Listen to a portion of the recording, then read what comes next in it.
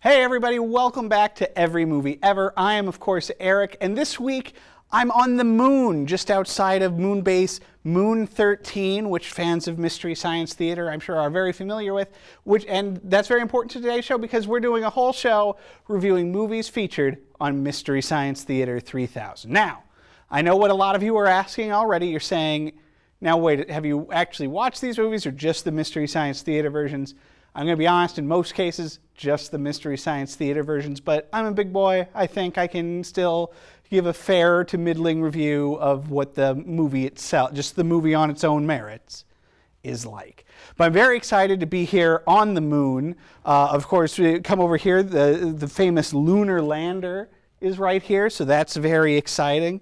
Take that for a ride later. Otherwise, I am here with my very own bootleg crow robot that my dad and I made when I was in like the 7th grade. So that's very exciting. So let's get right into it. Let's talk Mystery Science Theater. Now, the new season, the season 11 of Mystery Science Theater has been on Netflix for a few months now. I have loved it. As my review for just like a season of TV, I gotta give it at least 4 stars. I've been loving it. And I'm thrilled to talk to you about some of the movies. We've already talked about half of the movies they featured on other episodes of this show. So go back and catch those. But tonight, we're going to start by talking about Yongari, Monster of the Deep. This is a South Korean kaiju movie or monster movie or dude in a big rubber suit movie. And it's all right. It's kind of a standard fare 50s monster science fiction movie wherein, our heroes are mostly scientists and military guys, and a lot of the movie is scientists and military guys trying to figure things out. The scenes of Yongari himself range from fun to very silly but amusing. It's, pretty fair monster work. All in all, this is, like I say, this is a pretty standard fare 50s, 60s science fiction movie. It's not terrible, but it's certainly not all that good either. I'm going to give it 2 stars. Up next, they featured The Loves of Hercules. Now, this is another one of those sort of Italian sword and sandal epics, christened as a Hercules movie for American audiences. I know a lot of these movies are about various characters, but for America, they just made them all Hercules. Not sure if this one started life as a Herc movie or not. Listen, the Italian sword and sandal movies of the 60s are not my favorite thing in the world. And even as far as those go, I did not care for this one. Probably the only really notable thing about this movie is that it stars Mariska Hargitay's parents. So I guess if you want to see Mariska Hargitay's parents together on screen, this is the movie for you. Otherwise, I think this one's a real plod. I don't think it's very fun. Jane Mansfield is Mariska Hargitay's mom, and she's the main love of Hercules in this, maybe even the main character. I feel like she gets more screen time even than Herc, but her performance is just so bland and detached. There's not anything to hang on to. Toward the end, there's some interesting stuff with a tribe of Amazons that turns dudes into trees. And while that's sort of interesting, there's not enough here for a movie that even as an episode of Mystery Science Theater is that easy to sit through. I could only give this 1 star. The Beast of Hollow Mountain. This is a not bad movie. It's an American Western with a dinosaur in it. T-Rex, a puppet T-Rex who's not the greatest stop motion puppet that's ever been created, but it's kind of fun. This is sort of a fun movie. The biggest criticism, though, has got to be that the eponymous beast does not appear until like the last 10 minutes of the movie. If there had been more dinosaur in this movie, I would have liked this movie a lot better. And while it was one of the highlights of the Mystery Science Theater season, as a movie itself, it does, like I say, it's a lot of build-up for not a lot of monster. It's plagued by some casual 50s stereotypes of people from Mexico that are pretty unfortunate. It has a sort of retro charm, but at most I can give it 2 stars. I was thrilled when I heard that this season Mystery Science Theater was going to be tackling Star Crash, which is a notorious Italian Star Wars knockoff that came out just a couple of years after Star Wars. It I don't know if stars is the right word. It features toward the end a young David Hasselhoff and stars throughout the absolutely gorgeous Caroline Munro, who you might remember from Sinbad and the Eye of the Tiger. This movie's pretty kooky. It's got a lot of weird stuff going on in it, not the least of which is a robot sheriff who sounds like Foghorn Leghorn. Christopher Plummer is also in this movie, really phoning it in. It is a movie that is, again, it's not a great movie. It has some, I like bootleg things. I like things that are sort of weird takeoffs of popular things, and this is a sort of a bootleg Star Wars in a lot of ways. And because of that, it has a charm to me, like some of these movies often do. But again, it's pretty nonsensical, fairly plotting. There's not a lot interesting going on. There's some fun robot effects. There's some fun other stuff. I could watch Caroline Munro all day, but I still can't give this more than 2 stars. The Land That Time Forgot, then, is one of those 70s Edgar Rice Burroughs adaptations, starring, I think, Doug McClure. This one features dudes going to an island or something. Yeah, it's an island. They take a submarine to an island that's got a bunch of dinosaurs and like cavemen on it, which is like I have seen before Unriffed, the movie that is a sequel of this one, which I think is called The People That Time Forgot. And I like The People That Time Forgot okay. And I guess I like The Land That Time Forgot okay too, but not as much. There's a lot of hanging around a submarine, British and American guys arguing with the World War I German crew of the submarine, and not enough of the dinosaur stuff. For some reason, the 70s, I don't think was ever really able to capture the kind of rubber suit monster silliness that the 50s and 60s could.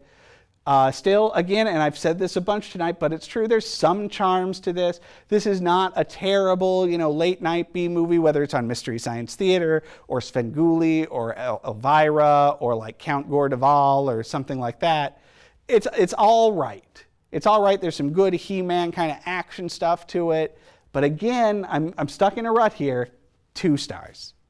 Wizards of the Lost Kingdom was, for me, the absolute highlight of the latest Mystery Science Theater season. I thought it was a fantastic episode, and it really features a very bad movie. Wizards of the Lost Kingdom is, it's a fantasy movie on a real budget that is, I guess, about like I guess he's a prince or a wizard's apprentice or something, a young boy who goes on sort of a hero's journey with a wizard to get back a magic ring. So, some shades of Lord of the Rings there. The most memorable thing about this movie for me is that the kid has a sidekick that looks like an albino Wookiee, and he's pretty great. He's like a Wookiee that's mixed with like the Shaggy DA or something. But otherwise, this movie is a real stinkburger, 1 star.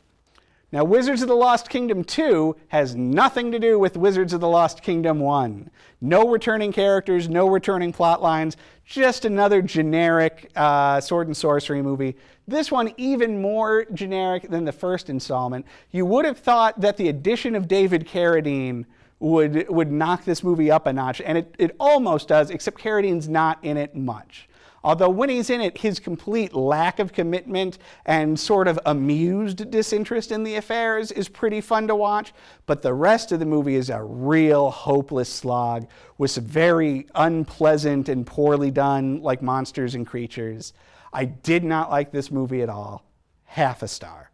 The Christmas That Almost Wasn't is a movie, it's a Santa movie, it's a Christmas movie, and here's the plot. Now, kids, gather round, because you're going to love the concept of this movie. Santa has a landlord. The landlord wants to evict Santa, and so Santa hires a lawyer, and then Santa and the lawyer get up to some moderate hijinks to try and raise rent money or convince the landlord that Santa should get to stay. It is boring as all get out. Now, Mystery Science Theater makes a real meal out of it, and they get a lot of laughs out of it. But again, we're not reviewing the episode of Mystery Science Theater. We're talking about the movie, and as far as a movie goes, it's a real misguided attempt to blend Miracle on 34th Street with A Christmas Carol and to do so with no money whatsoever. This is a movie with about 4 locations in it. It is a slog, 1 star. Now, every so often, Mystery Science Theater uncovers these movies that seem like some kind of a bizarre fever dream, that even after watching it, you can't quite believe that it's a movie. That's a movie that somebody made and released. Carnival Magic is one of these movies. It's a movie about a really grimy circus, which let's get real here for a second. Grimy circus and carny and sideshow goings on are way up my alley. I mean, way up my alley. But Carnival Magic, oof, this is a hard movie to look at. It is a movie that is ostensibly about a talking chimp that people are trying to keep sort of secret. There's a really long car chase that involves the chimp driving, which should be amazing, but is boring and long. This whole movie, it's like watching a movie where somebody first smeared grease on the lens and then shot a bunch of vaguely related home movies that they dubbed over later. It is a painful, painful movie that I'm giving a half a star to, only because I do not give out no stars.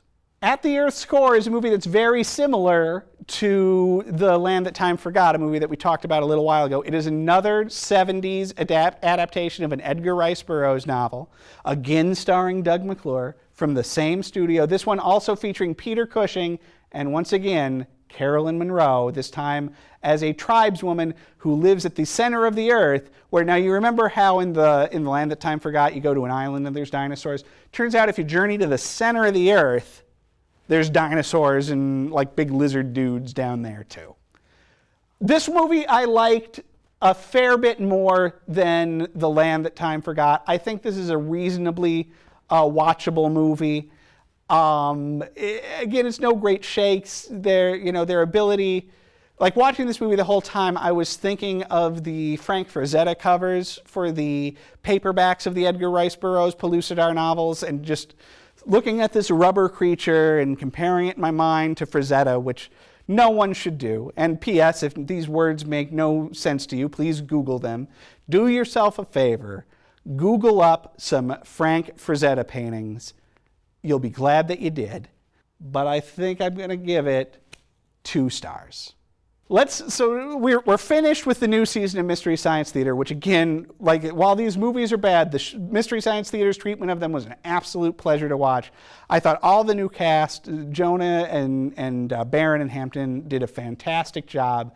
Please run to Netflix and watch those. But now let's go back. Let's talk about some older movies. And some of these I have seen without the Mystery Science Theater treatment. And one that I've seen without it is Santa Claus Conquers the Martians, the classic movie from the 50s featuring a young Pia Zadora that features Martians kidnapping Santa Claus and 2 children and taking them all to Mars. This movie, it's sort of a camp classic that I think fails to transcend itself by being cheaply produced, which means that at many times, while that can lead to laughs, like a polar bear that could not be more a dude with a polar bear-like helmet on, it descends into enough boredom to keep it from being truly enjoyable. Still, again, I've said it before, I'm going to say it again tonight, it has its charms. 2 stars.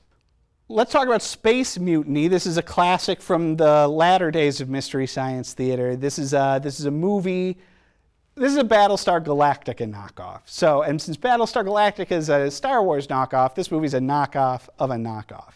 The best thing that you can say about Space Mutiny, outside of that it made a great Mystery Science Theater episode, is that it features special effects just taken from Battlestar Galactica. I don't know how they managed it, but literally all the exteriors and special effects are just shots of Battlestar. And so the effects are great because Battlestar had great effects.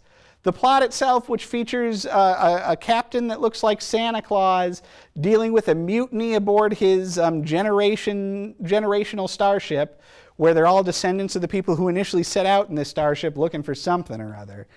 This is a painful movie with painful and gross production values. Everything is shot either in in like an office that is made to look like and by made to look like a starship, I mean you're sort of supposed to pretend that because there's people in shiny jumpsuits there that it is a starship. But an office that's supposedly a starship, or a boiler room that's supposedly a starship. There's a lot of golf carts, there's a lot of weirdos. This is a 1-star movie. Teenagers from Outer Space, compared to a lot of these movies, is a movie where, to me, the camp sort of works. This is a 50s sci-fi drive-in type movie wherein a flying saucer that is manned entirely by alien teenagers, and I say teenagers because these actors are all like in their 30s, but whatever. Alien teenagers lands on Earth. One of the alien teens gets separated from the other alien teens. He meets some Earth teens, and the Earth teens teach him that, hey man, Earth's a pretty groovy place to live. He decides he likes Earth and, I don't know, malt shops and whatever, particularly his a new girlfriend whose I think name is Debbie, and her grandpa, and he turns on the other space teens to try to save the Earth. But then the evil space teens unleash a giant lobster, which could not look more fake, to try to take over the Earth. This is a very silly movie, but it works for me. There's an earnestness here, and more importantly, a reasonably fast pace to the proceedings that keeps it pretty watchable throughout, which is why I'm giving this movie the highest rating of the evening so far, 2.5 stars.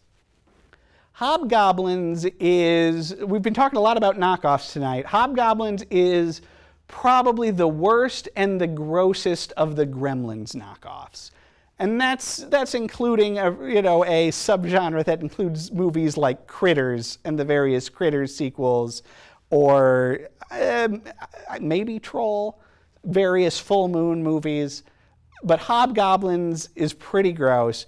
It is filmed with a certain level of professionalism, more than like a Carnival Magic, but it also features a really skeezy strip club scene, so things balance out there. This is not a great movie, but there's a level of sort of 80s, I guess professionalism that makes it at least vaguely watchable. The puppets are terrible, but it's fun to watch one try to drive a golf cart, I guess. 1.5 stars on this one. Now, folks, get ready for what is sure to be the controversial review of the night. You might be familiar, if you are a fan of Mystery Science Theater, even if you are not a big fan, of a movie that they sort of rediscovered and riffed called Manos, The Hands of Fate. Manos is, if possible, an even more amateurish production than Carnival Magic. It is a movie that was made literally made by a Texas fertilizer salesman who got it in his brain to try to make a horror movie. This one about a family, a dad, a mom, and a daughter, who get lost on a road trip, end up staying at a weird cabin. The cabin is staffed by Torgo. Torgo is supposed to be a goat man. And when I say supposed to be a goat man, I mean he's a dude with a beard, and then he's wearing pants that are really bulgy right here, kind of like somebody just shoved a bunch of socks in there, but that are supposed to be like goat legs. And I guess at certain points you can see that he's supposedly walking around on these fakey looking little hooves. So Torgo is the groundskeeper, and Torgo's a guy who kind of talks like this and touches people a lot, and he's a weirdo. And Torgo, as it turns out, is working for a guy who looks like Frank Zappa named the Master. And the Master's whole deal is, I don't know, I guess he likes the devil or something. And he keeps a harem of ladies, and he wants to add the little girl, I think, and the mom to his harem. And by the end of the movie, I think he does. That's right. He succeeds in it. And, I'm giving away a ton of spoilers. This is a movie that a lot of people will tell you is the worst movie ever made. I know it's near, if not at the bottom of IMDb's bottom 250. I see your point. It's a weird movie. I think all the dialogue is ADR'd, and I think it's all ADR'd by one or two people. And the movie begins with a mind-bogglingly, just like unending, it feels like 20 minutes, but it can't be more than 10. Maybe it is, though. But this extremely long driving sequence that is just shot after shot after shot of the countryside. But here's the thing. In a lot of ways, this movie feels to me like outsider art. It's a movie made, it's hard to hold a movie to the standard of professionalism when it was made by non-professionals, right? And so what they've created is something unique, and because of that, I think interesting. There's a guy out there right now who, I'm not sure if he's finished yet, but for the longest time he was working on putting together an honest-to-God HD restoration of the movie from the original negative. I'm curious to see what that looks like. The prints that have been circulating are very murky and hard to look at, but the work he's been doing is gorgeous, and while I don't know that that's necessarily going to improve the movie, again, it ought to be interesting to look at. Because of all of this, now it's still not a good movie, but because of all of this, I'm giving it 2 stars. Robot Monster is a movie that, like Teenagers from Outer Space, is one of those 50s drive-in sci-fi alien movies that kind of gets it right for me. This one is, I think it's after the apocalypse, and there's some people, kind of stumbling around the desert, and they have to contend with the Ro-Man, which is a dude in a gorilla suit with like a fishbowl spaceman's helmet. It's pretty dumb, but again, I have seen this one. Actually, I've never seen the Mystery Science Theater version of this. I've only seen it on Svengoolie, and when I saw it on Svengoolie, I kind of liked it. And because of that, I'm going to give it 2 stars. It's a real 2-star night, folks. And I'm gonna spoiler warning, this next one's another 2-star movie. This one's called I Accuse My Parents. This is a 50s pot boiler about a kid who gets in with with some criminals. His parent, it's a cautionary tale that's based around the idea that this kid's parents don't love and support him. So he ends up becoming friends with the mob. And it's all really stupid. And the crimes that are featured in the movie are very low-rent, dumb things. There's a dumb court scene. This is a movie, again, I heard once that the definition of camp is failed seriousness. And this movie fits that definition to a T. It is so earnest and so serious, but fails at all times to be a truly serious movie that it must be camp. And because of that, let's all sing it together now, it has its charms, and so I'm giving it 2 stars once again. Eegah is a movie that is sort of legendary, or at least a classic in bad movie circles. This is another movie that's a regular on shows like Svengoolie or Elvira or whatever your local, horror host TV show was. Eegah, this is a movie from, I want to say the 60s. It's about a couple of kids and a dad. Why is there always a dad in these things? But they encounter a caveman who eventually kidnaps the dad and the girlfriend. Not the dad's girlfriend, but... So there's a dad and his daughter and a guy and the daughter's boyfriend. But in real life, the actor who plays the dad in the movie is the dad of the actor who plays the boyfriend. So this is a weird movie that is in some respects, I guess, a little incestuous. But forgetting that for a moment, it's a weird movie. Richard Kiel is the caveman. He kidnaps the dad and the daughter.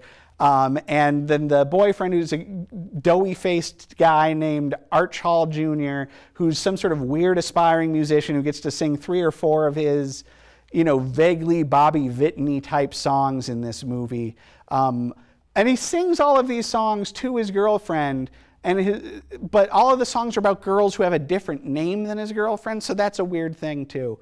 But again, this achieves that same level of camp that some of the best movies we've been talking about tonight have, which is why, I'll give you my review in a second, because before I do, I want to say I actually just saw this movie the other night.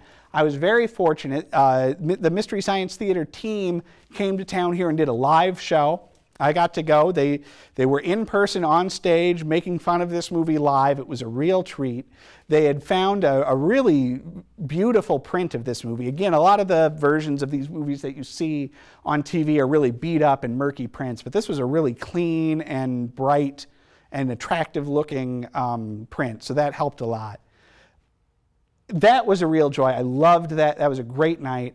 This is a movie that I would definitely watch without the Mystery Science Theater team for a chuckle. 2-star movie. Another one of my favorites in that kind of 50s sci-fi mold that we've been bouncing back and forth from tonight is The Giant Gila Monster. This one directed by a guy named Ray Kellogg, who also directed The Killer Shrews, and they used to play back-to-back at drive-ins. I think The Killer Shrews is garbage, but I really like The Giant Gila Monster. Again, it has that level of camp, that failed seriousness, and a big part of what I find attractive about this movie is its appropriation of hot rod culture. So that this is a movie about dudes tooling around in hot rods trying to avoid a giant Gila monster. It's silly and doofy, but it's fast-paced enough to be, somewhat watchable and somewhat enjoyable. This is one of the ones that I would recommend at least more than others. 2.5 stars. Pod People is unquestionably one of my favorite episodes of Mystery Science Theater. This one, again, we've been talking about knockoffs. This is kind of an E.T. knockoff in a lot of ways. It's a movie that's about a kid finds this weird-looking alien out in the woods and befriends it. But that's only one of like 4 plots that are going on in this movie, because there's also a plot about like a rock and roll band that gets lost in the woods, and then there's a plot about like some poachers and stuff. It's a fantastic episode of Mystery Science Theater, but as a movie itself, it is very confused and muddled in a way that only a 70s movie can be. Or I guess it's an 80s movie, isn't it? Yeah, I would assume so. In any event, it's not a great movie. 1.5 stars. Cave Dwellers is a sword and sandal movie, very much in the Conan the Barbarian knockoff school. This one featuring Miles O'Keefe as Ator. This is the second, I think, in the Ator series of movies, and I think that you can more commonly find this movie at the video store, because, we're still all going to video stores. But I think you can more easily find it under the title Ator the Invincible. It's not very good. Miles O'Keefe is somewhat watchable in the role. It's pretty boring. It's elevated occasionally by some really goofy and doofy action. 1.5 stars. So we've been talking about a lot of similar types of movies tonight. And one that we haven't really talked about a lot is sort of the 90s direct-to-video horror movie. It's something that Mystery Science Theater hasn't tackled a lot of, but it's a thing I have a lot of affection for. And one of those movies is Soul Taker. And Soul Taker, which is it's sort of a Flatliners knockoff, I guess. It's about, I don't remember if more than one kid dies in this. I honestly can't remember, but a teen dies, and then some angels of death show up to try and take his soul somewhere. And then the Angels of Death are played by Robert Z'Dar, the great puffy-faced, and when I say puffy-faced, I mean like Robert Z'Dar. I don't think I can, this is what Robert Z'Dar looks like. Robert Z'Dar kind of looks like this. You might have seen him in Tango and Cash. I think he's one of the thugs in Tango and Cash. It also features Joe Estevez, who's Charlie Sheen's brother. That's one of the great things about these 90s DTV movies, is that they always seem like they star, a Joe Estevez or a Frank Stallone, somebody famous's brother. Where you're watching the movie and for a second you go, is Martin Sheen in this movie? Oh no, this is his brother. Soul Taker, though, we have talked a few times tonight about a movie being gross, and this is another movie that's gross. I don't want to go all the way down and, get super pretentious and start talking a ton about the male gaze, but this movie has the male gaze in spades. If a movie could be kind of pervy, this is that movie. 1.5 stars. Ah, yes, now let us talk about The Puma Man, or, The Puma Man. This is a movie that is close to my heart. As some of you may know, and I don't know who you would be, but as some of you may know, I do have a past as I was briefly a professional comic book journalist. And during that time, I wrote a magazine article. My editor asked me to write a magazine article about the movie The Puma Man, which is a 70s superhero movie about a guy who I guess has the powers of a puma, because some forgotten Mayan gods have given him the powers of a puma. And he has to use the powers of a puma to fight Donald Pleasance. Now, I know what you're saying. What are the powers of a puma? Well, flying. He can fly. And by he can fly, I mean he flies around kind of like this, very unsure of himself. It's pretty silly. It's a pretty silly movie. Writing that article was a real treat. I did get to track down the star of Puma Man and interview him, and that was a lot of fun. As I recall, he's a lawyer in New York now, and when I called him up, he was very surprised that A, somebody had found him, and B, that they wanted to talk about Puma Man. But he was a super nice guy and super game to talk to me, so I got to find out a lot of the behind-the-scenes stuff about Puma Man. It was shot in Italy, and he talked to me about the original like pink spandex costume that they had come up with for the Puma Man. As it stands, he ends up wearing this sort of vaguely Mayan-inspired kind of poncho outfit that I like only because it's different. But that said, it's not a Hammer movie. It does feel sort of like an Italian attempt to do a Hammer movie if Hammer did a superhero movie, if that makes any sense at all. It is occasionally successful, but largely not. I have to give it 2 stars. So let's talk about my favorite Mystery Science Theater movie. Now, this isn't necessarily my favorite episode of Mystery Science Theater, but my favorite movie that they ever did, and when I say favorite, the one I genuinely like as a movie the best. Let's see how many more qualifiers I can give this. Is Danger Diabolik. Danger Diabolik, this is another Italian superhero movie. This one adapting what I believe is a series of French comic strips about a master thief called Diabolik. It's a movie directed by the great underrated Italian horror director Mario Bava, who's known for his special effects miniatures, and he has some great ones in this. It stars John Philip Law as Diabolik. It's a hoot. I really like this movie a fair amount. It looks gorgeous. Bava has, as far as the story goes, it's not a great story, but Bava has an amazing eye for the camera, and he really brings that to play here.